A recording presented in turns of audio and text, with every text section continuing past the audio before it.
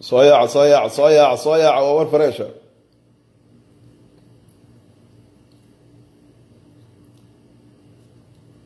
هاي اوكي هذا قلت هذا سوري راليقه هذا يا صياع ورعاوه فيديو عجيب انا دي هيا صياع انت انا ادين بلابين بان ربا ان ادين لو وداغو امر ان ادين سي اول يوتيوبرز وانا فيديو انا عاود دفتر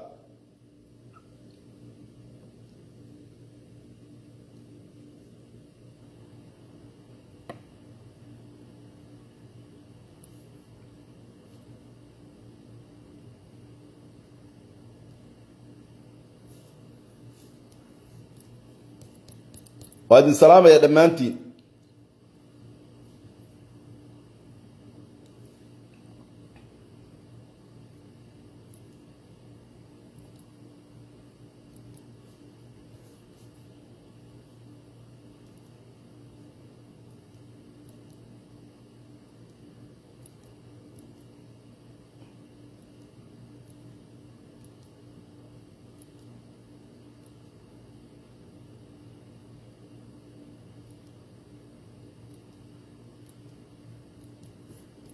هذه السلامة يا دمانتي سولو هذا خبر ينتهي معانا وسلامة يا خبر هبه سولو هذا عاوة بريك نيوز بيج وين فيديو كراميل دقالك كراميل يا لقراعي يا عاوة ما انت من صوت عيبة عاوة كده عضي وايدين لو ذاك يا سولو هذا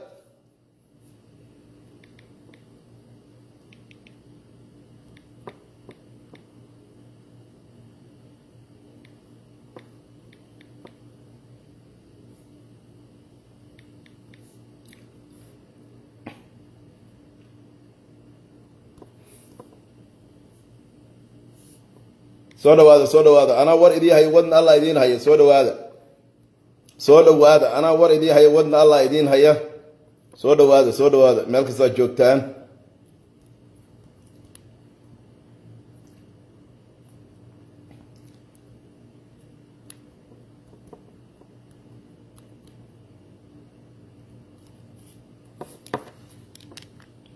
اوكي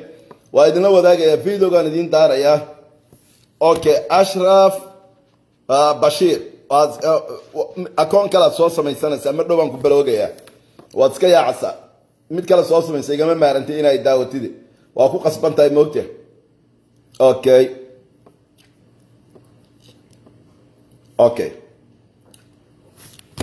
bismillahir rahmanir rahim alhamdulillah okay ashraf iska yaac wadadan ku cabsi waana yaacad si toosan ku darxiira okay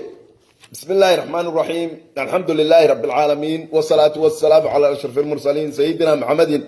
وعلى آله وأصحابه أجمعين أما بعد أنت ما يعيق يمو قيقة بالتقانبة شعبك الصومالي مالك السجوكتان ولكن عبد الحكيم عثمان نور أكبر على الشيخ الصومالي AKA حرت الشيخ مينيابوليس مينيسوتا يا مينيسوتا واحد برتين مانتا يا مينيسوتا لكن وإن برتان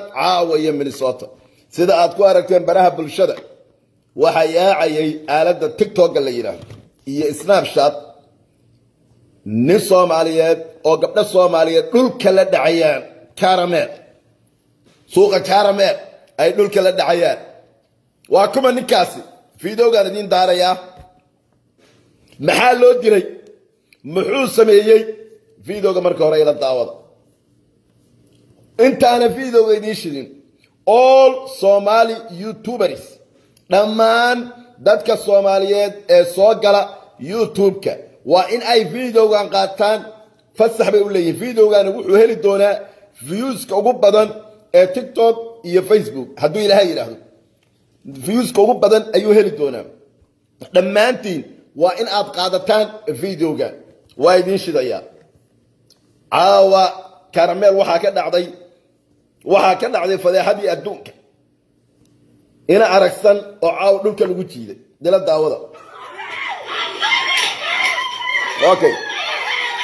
اوكي نيكا دوكا تشيفا فيري موجه داي واكا نيكا دوكا تشيفا اوكي سودا وايدين شدايا مركلان دين داريا سودا هذا عاو من الصوت واشدان تahay Soomaalida YouTuber ka oo dhan waa in aad qaadataan fiidowgan caaw amar baad u haysataan isuga speaker ka yimi نعل الشيطان كيالي سوغا مع صور هذه بان إذن تصيا صوابت اللود إلي يوحى أوسمي إنا أركسا أوكي إلى وذاك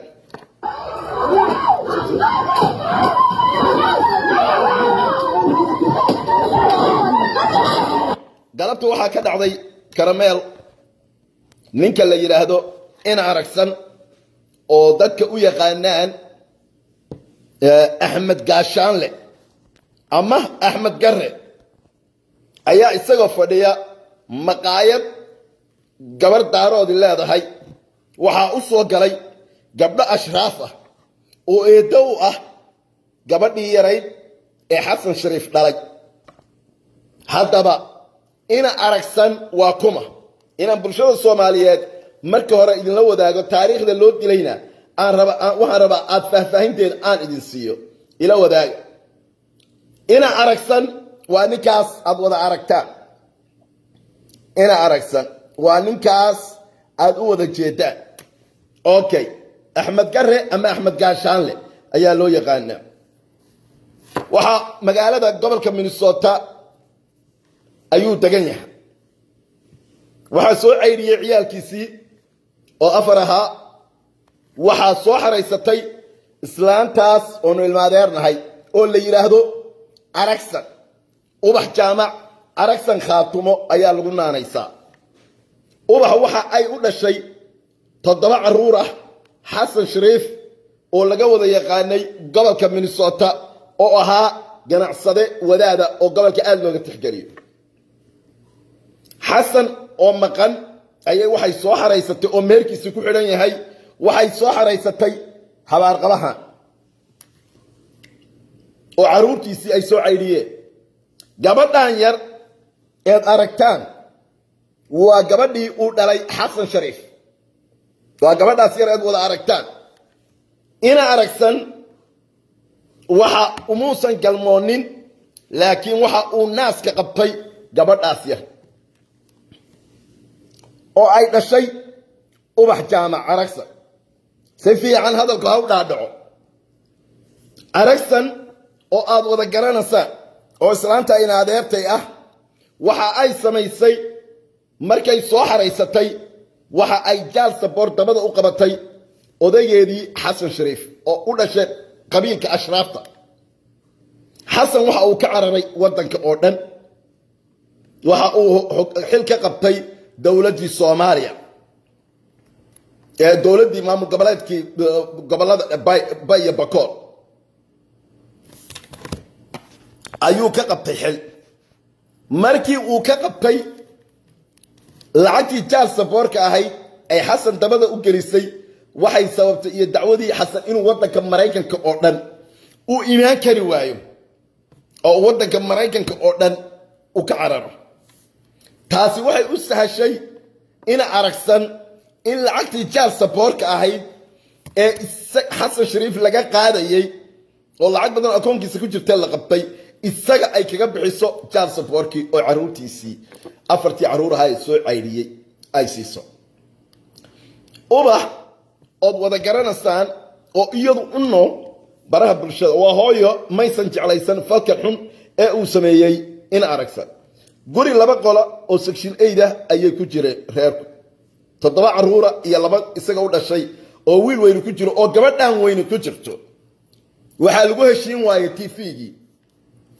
game ayaa markiiba waxa dagaal ka dhex bilowday isaga iyo wiilkii weynaa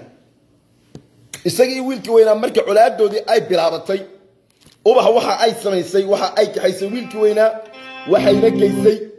gurigii hooyadeed oo Afrika aaday oo loo inkam ahaa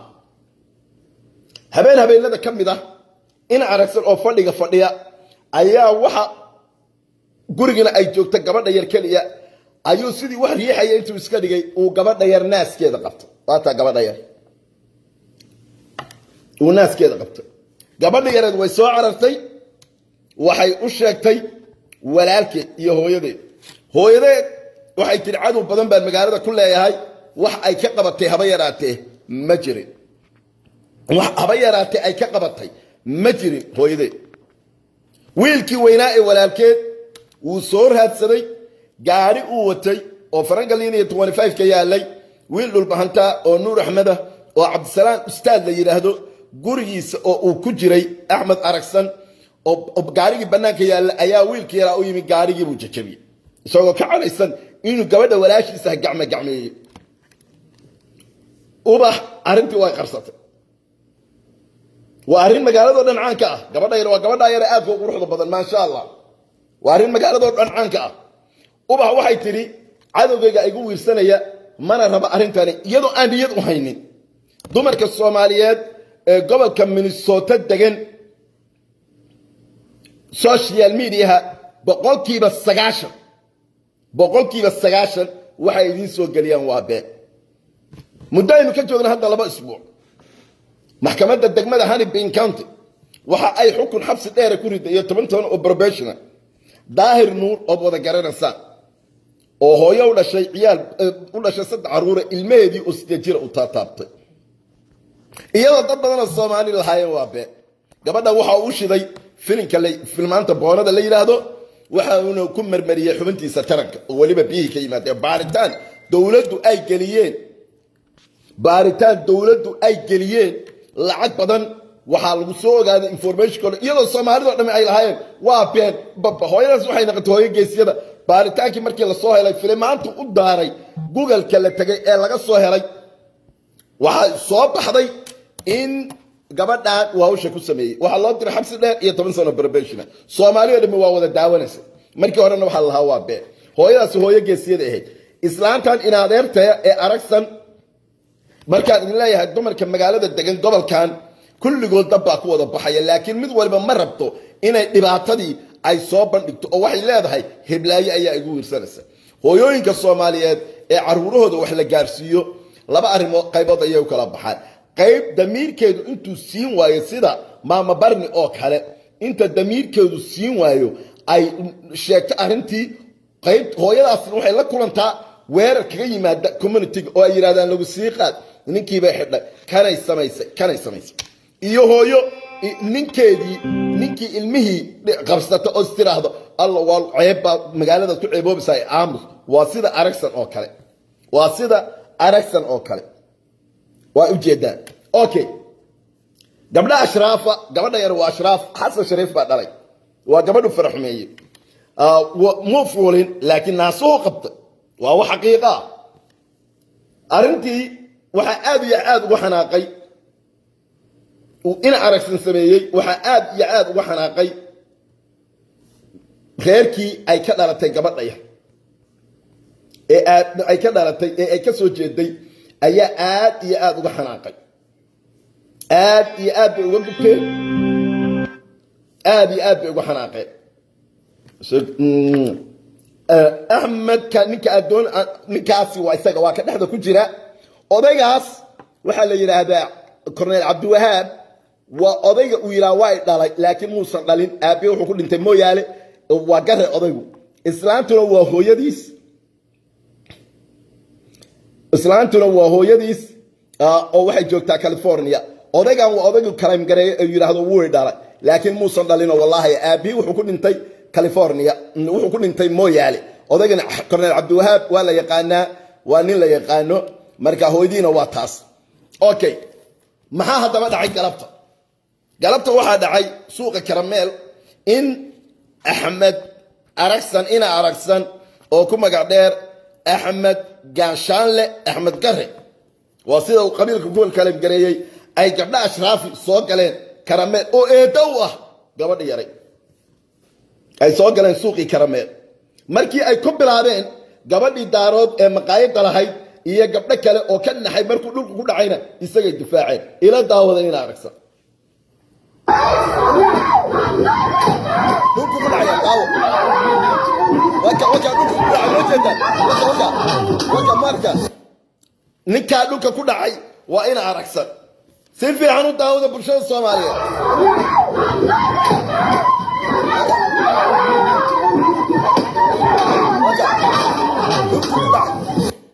gabadhii maqaayadda ayaa waxa ay samaysay ee daarood bacdama uu customer u ahaa oo maqaayadii uu wax ka cunayay waxay weerar ku qaaday gabdhihii ayay weerar ku qaaday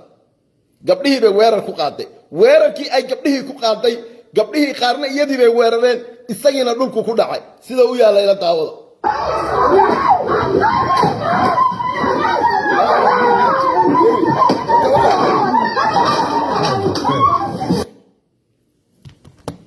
waa ka waa ujeedaa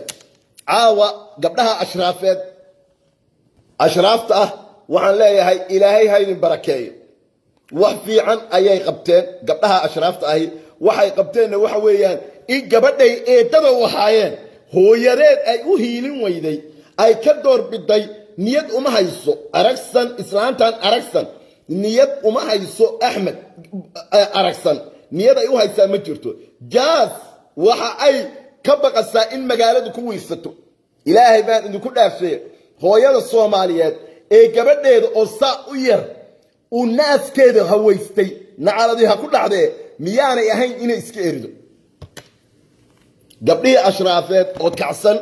ashraaftu waa dad aad iyo aad u fiican gabdhihii ashraafeed oo kacsani waxa ay ka jawaabeen oo muddo raadinayeen in aragsan galabtana tay ku dhigeen waa wada daawanayseen oo Soomaali YouTubers waxaan idinka codsanayaa in aad qaadataan fiidowgan meel kastana aad ku faafisaan waxaan rabaa inaan mar kale idinla wadaago fiidowgii mar kale inaan idinla wadaago ayaan rabaa fiidowgii waa idinku celcelinayaa caawa waa shidan jah fiidowgan waa kanan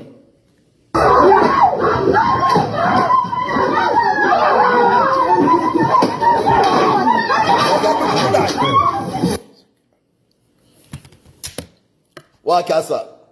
ilaahay baan idinku dhaashay Soomaaliyeed islaanta aragsan ay naadeertay hadda ma joogto Muqdisho u shaqo tagtay iyo Nairobi iyo Imaaraadka shaqooyin kale qabqabataa laakiin ilaahay baan idinku dhaashay Soomaaliyeed hooyadiis Axmed hooyadii waa taa odagii hooyadii qabayna waa ka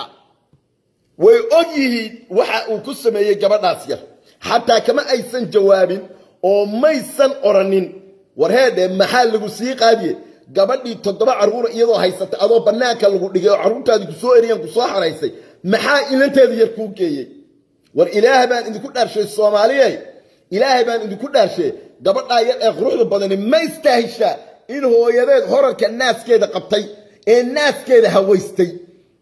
ay u aamuso galabta laakiin eedooyin adag oo ashraaf ayay ka dhalatay eedooyin adag oo ashraaf ayay ka dhalatay Axmed aragsan galabta waxa ku dhacay lama arag iyo lama maqal waa kana ila daawada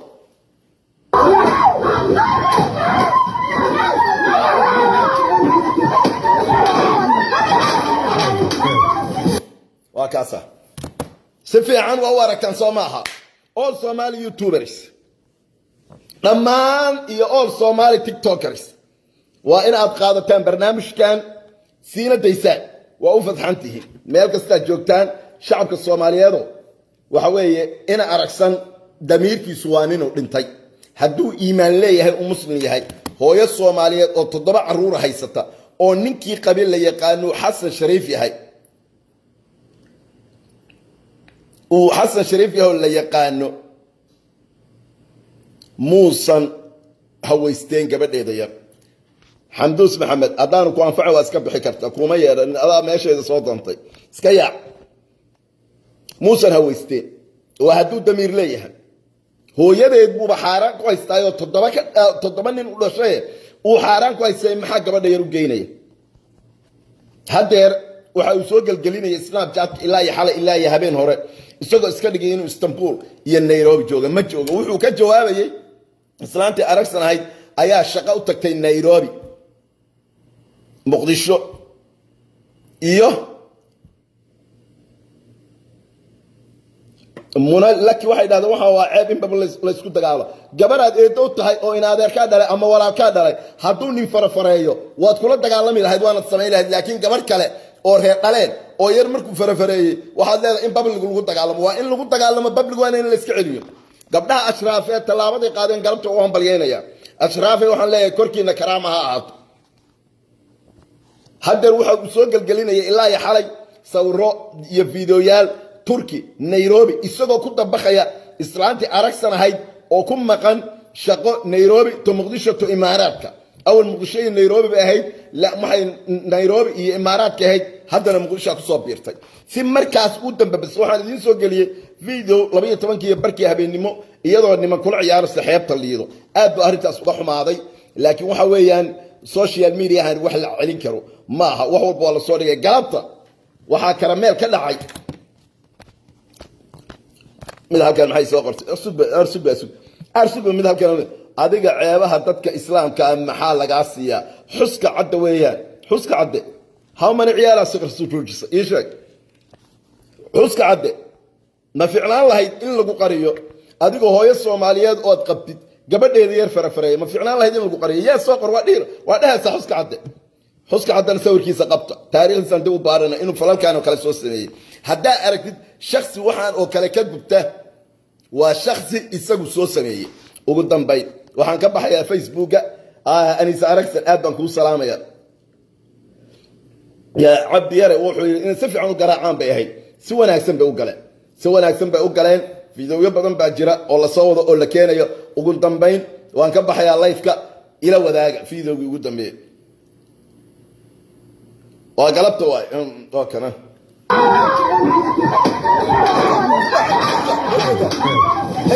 هنا أركسن نعل شيطان كويا إلهي وقبلها أشرافيات وقعنتها يدي قوينين وقدام بين وانكبح يا برنامجك وحن لا هي all Somali YouTubers يا Somali TikTokers لما أنتي قاتا فيديو كان مالك السنة يا مالك السنة جاي أبا يدين سلامة يا مركا لو حن يدقوا علينا يا وكما إن أركسن يا واتوما وبح